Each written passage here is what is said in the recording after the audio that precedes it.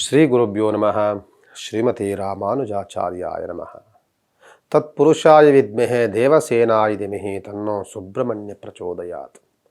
ಅನಂತಂ ವಾಸಿಕಿಂ ಶೇಷಂ ಪದ್ಮನಾಭಂ ಚ ಕಂಬಲಂ ಶಂಖಪಾಲಂ ಧಾತ್ರರಾಷ್ಟ್ರಂ ತಕ್ಷಕಂ ಕಾಲಿಯಂ ತತ. ವೀಕ್ಷಕ ಬಂಧು ಪ್ರಭುಗಳಲ್ಲಿ ಪ್ರಾತಃ ಕಾಲದ ನಮಸ್ಕಾರಗಳನ್ನು ಮಾಡ್ತಾ, ಇದನ್ನ ನೋಡಿ ಮಂಗಳವಾರ ಅನಂತ, ವಾಸುಕಿ, ಶೇಷ, ಪದ್ಮನಾಭ ಇವೆಲ್ಲ ನಾಗ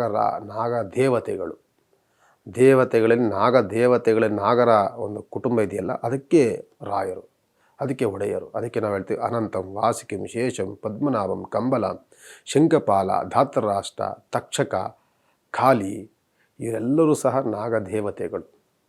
ಈ ಮಂಗಳವಾರ ಬಂದಾಗ ಸುಬ್ರಹ್ಮಣ್ಯ ಸ್ವಾಮಿ ಪ್ರಾರ್ಥನೆ ಜೊತೆಯಲ್ಲಿ ನಾಗರುಗಳಿಗೆ, ನಾಗರ ಕಲ್ಲುಗಳಿಗೆ ಪೂಜೆಯನ್ನು ಮಾಡಿ, ನಿಮಗೇನಾದರೂ ಸಹ ಉತ್ತಪಗಳು ಸಿಕ್ಕಿ ನಾಗರ ಪೂಜೆ ಮಾಡೋಕ್ಕೆ ಅವಕಾಶ ಸಿಕ್ಕಿದ್ರೆ ಉತ್ತಕ್ಕೆ ತನಿ ನಾಗರು ಅಂತ ಹೇಳ್ತೀವಿ, ಅದಕ್ಕೆ ಆರಾಧನೆ ಮಾಡಿ, ತುಂಬ ಚೆನ್ನಾಗಿರುತ್ತೆ.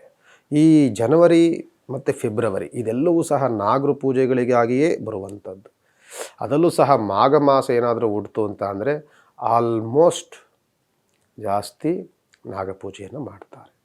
ಸಂಕ್ರಾಂತಿ ಹಬ್ಬ ಆದ ಹಿಂದೆ ಮುಂದೆ ಅಂತೂ ನಾಗರ ಪೂಜೆಗಳು ಎಲ್ಲ ಊರ ಕಡೆ ಎಲ್ಲ ಗ್ರಾಮದಲ್ಲೂ ಸಹ ನಡೆಯುತ್ತೆ.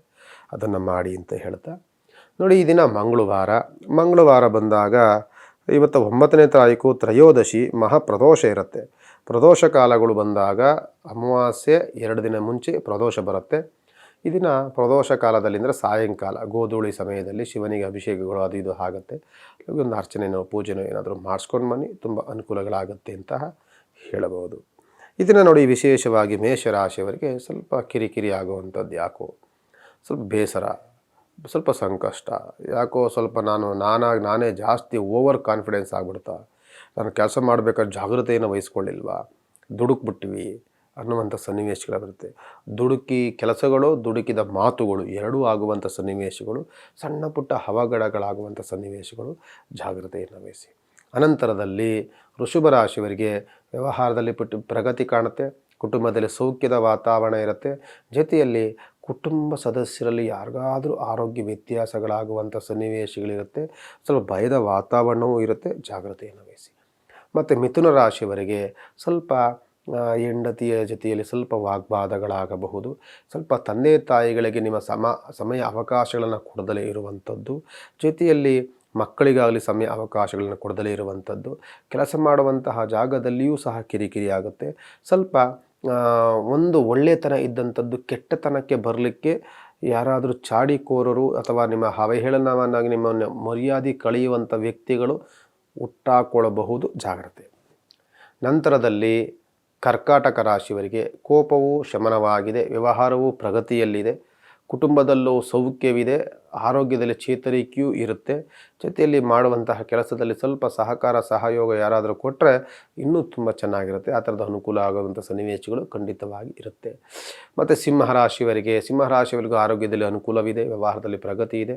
ಕೋರ್ಟು ಕಚೇರಿಗಳಿದ್ದರೆ ಖಂಡಿತವಾಗಿ ಈ ದಿನ ನಿಮಗೆ ಒಳ್ಳೆಯದಾಗುತ್ತೆ.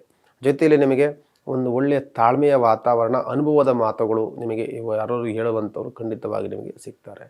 ಮತ್ತು ಕನ್ಯಾ ರಾಶಿಯವರಿಗೆ ಸ್ವಲ್ಪ ದೇಹದಲ್ಲಿ ಸುಸ್ತು, ಸಂಕಟ, ಆಯಾಸ, ಮಂಡಿ ನೋವು, ಕೈಕಾಲು ನೋವು ಇರ್ತದ ವಾತಾವರಣ ಇರುತ್ತೆ. ಜೊತೆಯಲ್ಲಿ ಸ್ವಲ್ಪ ಯಾರಾದರೂ ನಿಮ್ಮ ಜೊತೆಯಲ್ಲಿ ಸ್ವಲ್ಪ ಸಣ್ಣ ಪುಟ್ಟ ಆರೋಗ್ಯ ವ್ಯತ್ಯಾಸವಾಗುವಂಥವರು ಸಿಗ್ತಾರೆ. ವ್ಯವಹಾರದಲ್ಲಿ ಸ್ವಲ್ಪ ಕುಂಠಿತವಾಗುತ್ತೆ, ಸ್ವಲ್ಪ ಬೇಸರದ ವಾತಾವರಣವೂ ಇರುತ್ತೆ. ಜೊತೆಯಲ್ಲಿ ಹಣಕಾಸಿನ ಅನುಕೂಲವಂತೂ ನಡ್ಕೊಂಡು ಹೋಗ್ತಾ ಇರುತ್ತೆ, ಅದೇನೋ ತೊಂದರೆ ಆಗೋದಿಲ್ಲ ನಿಮಗೆ. ನಂತರದಲ್ಲಿ ತುಲಾರಾಶಿಯ ಅಹಂಕಾರ ಜಾಸ್ತಿ ಆಗುತ್ತೆ. ಸ್ವಲ್ಪ ನಾನತ್ವ ಜಾಸ್ತಿ ಬೆಳೆಸ್ಕೊಂಡಿರ್ತೀರಿ. ಯಾರನ್ನ ಕಂಡ್ರು ನಮಗೆ ಗೊತ್ತಿಲ್ಲದೆ ಇರುವಂಥದ್ದು ಏನೂ ಇಲ್ಲ ಅನ್ನುವಂತಹ ಒಂಬುತನಕ್ಕೆ ಹೋಗ್ತೀರಿ. ಜೊತೆಯಲ್ಲಿ ಸ್ವಲ್ಪ ಏನಾದರೂ ಅಜಾಗರೂಕತೆ, ಕೇರ್ಲೆಸ್ಸಿಂದ ಅಮೂಲ್ಯ ವಸ್ತುಗಳು, ಫೋನನ್ನು ಅಥವಾ ಏನಾದರೂ ಒಂದು ವಸ್ತುಗಳನ್ನು ಕಳ್ಕೊಳ್ಳುವಂಥ ಸನ್ನಿವೇಶಗಳಿರುತ್ತೆ, ಜಾಗ್ರತೆಯನ್ನು ವಹಿಸಿ. ನಂತರ ವೃಶ್ಚಿಕ ರಾಶಿಯವರು ಸಣ್ಣ ಪುಟ್ಟ ವಿಚಾರಗಳಿಗೆ ಸ್ವಲ್ಪ ಕಿರಿಕ್ ಮಾಡ್ಕೋತೀರಿ, ಘರ್ಷಣೆ ಮಾಡ್ಕೊಳ್ತೀರಿ, ಸ್ವಲ್ಪ ಹೊಡೆದಾಟಕ್ಕೂ ಹೋಗ್ಬೋದು. ಸಣ್ಣ ಪುಟ್ಟಕ್ಕೆ ಪೊಲೀಸ್ ಸ್ಟೇಷನ್ಗೆ ಹೋಗುವಂಥ ಸನ್ನಿವೇಶಗಳೂ ಬರಬಹುದು, ಜಾಗ್ರತೆಯನ್ನು ವಹಿಸಿ. ಅನಂತರದಲ್ಲಿ ಧನುಸ್ ರಾಶಿಯವರಿಗೆ ವ್ಯವಹಾರದಲ್ಲಿ ಪ್ರಗತಿ ಇದೆ, ಕೋರ್ಟು ಕಚೇರಿಯಲ್ಲಿ ಜಯದ ವಾತಾವರಣ ಇದೆ. ನಿಮಗೆ ಬುದ್ಧಿಶಕ್ತಿ ತುಂಬ ಟೆಕ್ನಿಕಲ್ ತುಂಬ ಚೆನ್ನಾಗಿದೆ. ಓದುವಂತಹ ಮಕ್ಕಳಿಗೆ ಉತ್ತಮವಾದಂಥ ಬೆಳವಣಿಗೆ ಇದೆ. ಯಾವುದನ್ನು ಮಾಡಬೇಕು, ಯಾವುದನ್ನು ಮಾಡಬಾರ್ದು, ಏನು ಮಾಡಿದ್ರೆ ಏನಾಗುತ್ತೆ ಎನ್ನುವಂತಹ ಆಲೋಚನೆ ತುಂಬ ಚೆನ್ನಾಗಿರುತ್ತೆ. ಮುಂದಿನ ಆಲೋಚನೆ, ನಿರ್ದಿಷ್ಟವಾದಂತಹ ನಿರ್ಧಾರಗಳು ಇವೆಲ್ಲವೂ ಸಹ ನೀವು ತೆಗೆದುಕೊಳ್ತೀರಿ.